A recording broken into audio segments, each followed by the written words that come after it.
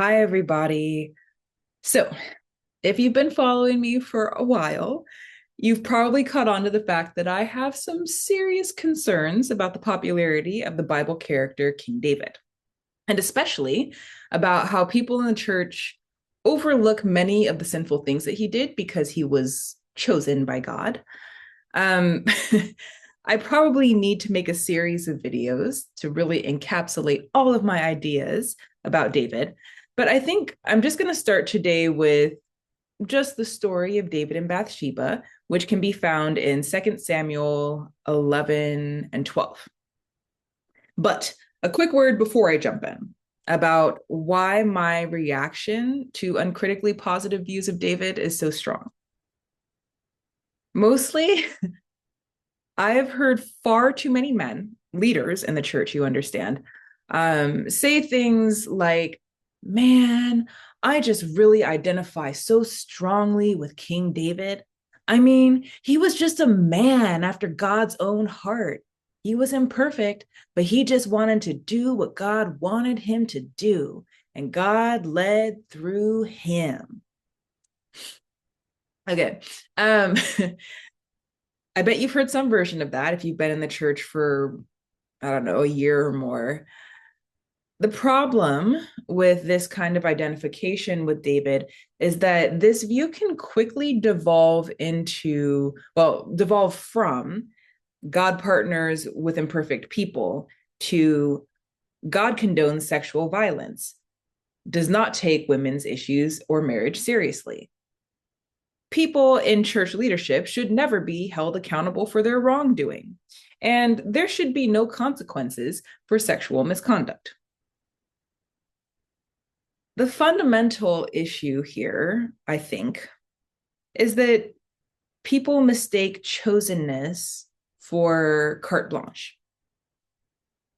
David made a mistake, and God still chose him to lead and do great things. So I can make mistakes and I will still be able to do great things. I feel like this interpretation misses the point. God will have mercy on whom God will have mercy. So the fact that God has mercy on David does not mean that God didn't view David's sin seriously. A lot of people can say that with their words, but they often act like God turned a blind eye and David got out of the situation with minimal consequences. I read the story differently, and I want to share my interpretation with you.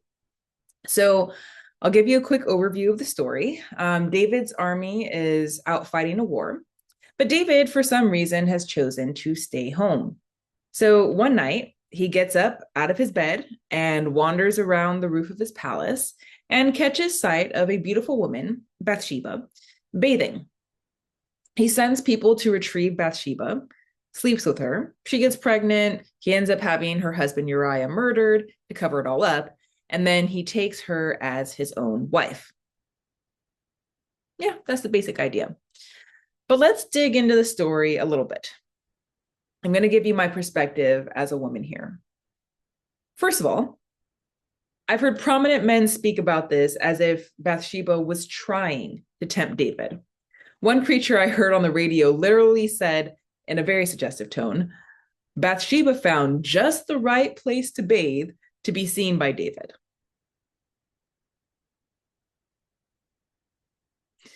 I mean, the utter gall.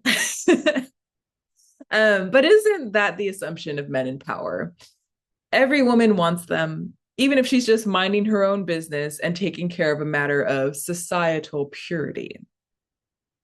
Now, let's get into that. The text tells us in 2 Samuel 11:4 that Bathsheba was in her time of purification after her period. Jewish law mandated that a woman be separated from others while she was on her period. Then, when she stopped bleeding, she could wash herself and return to be around others again. That's how they did it. I will say, as someone who has periods, even with regular access to water throughout one's period, that first wash after the blood stops flowing can be an almost mystical experience. It's joyful, but I wouldn't really call it sexy or an enticing moment. So I don't know that the seduction by period purification theory is really workable, but I digress.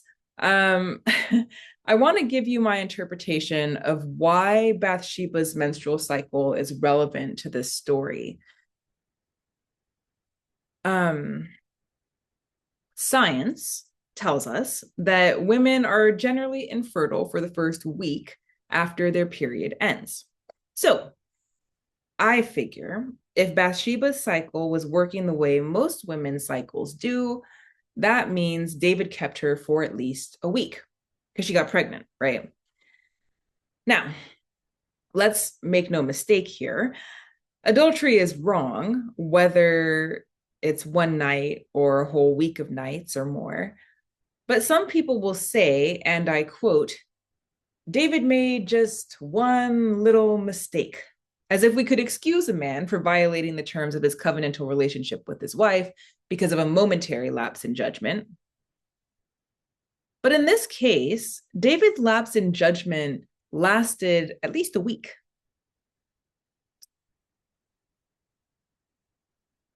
Also, for my folks who are not clear on what consent entails, this sexual relationship could not have been consensual because David was the king. Women already had so few rights back then anyway, but no one says no to a king. Think about it. Uriah didn't even know he was in the king's way by being married to Bathsheba. He was not willfully denying the king the pleasure of being with his wife. The law drew that boundary. But David was willing to extinguish a human life to get what he wanted.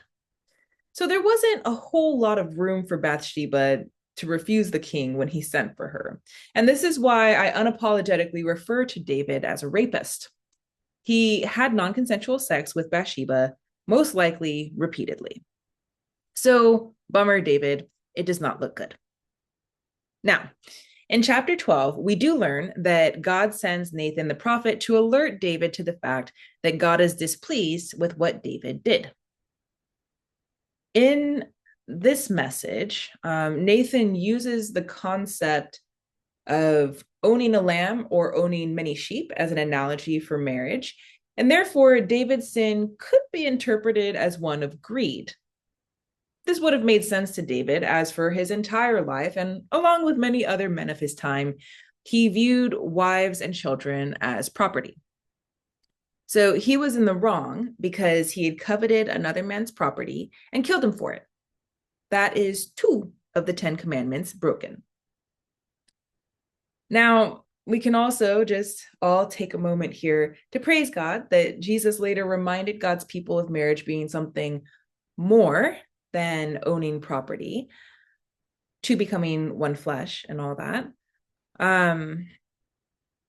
Yeah, praise God for that. Okay, so the consequence for David's sin was that the child that was the product of the adulterous relationship died.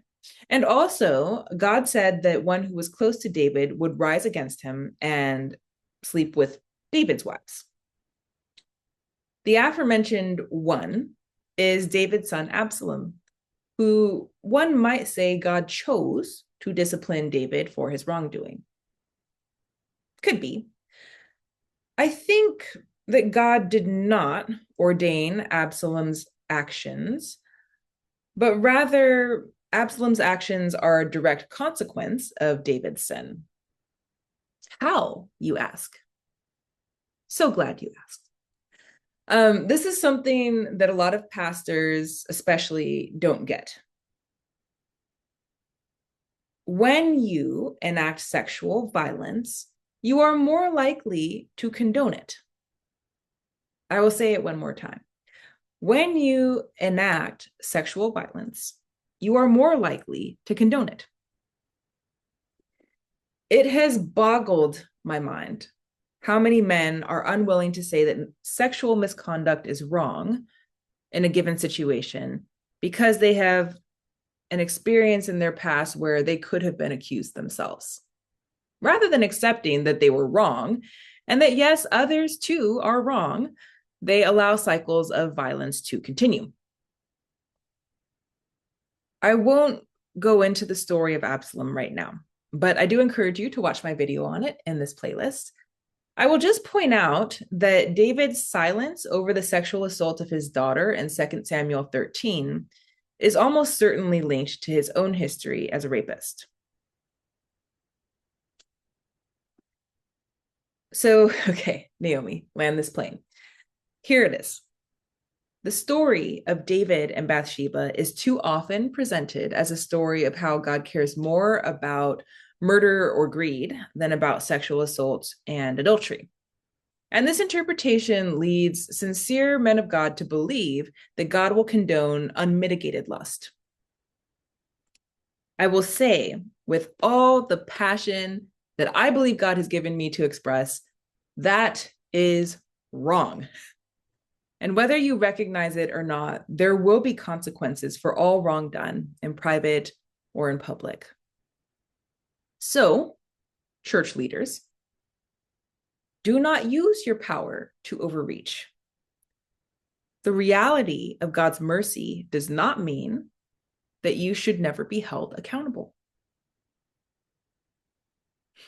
Church, hold your leaders accountable.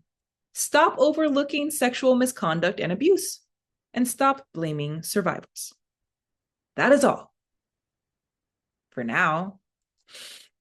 Also, if you've got questions about this alternative reading of David and Bathsheba, feel free to reach out to me through the contact form on my website at naomimwong.com or on Facebook or Instagram at Naomi M. Wong. Bye.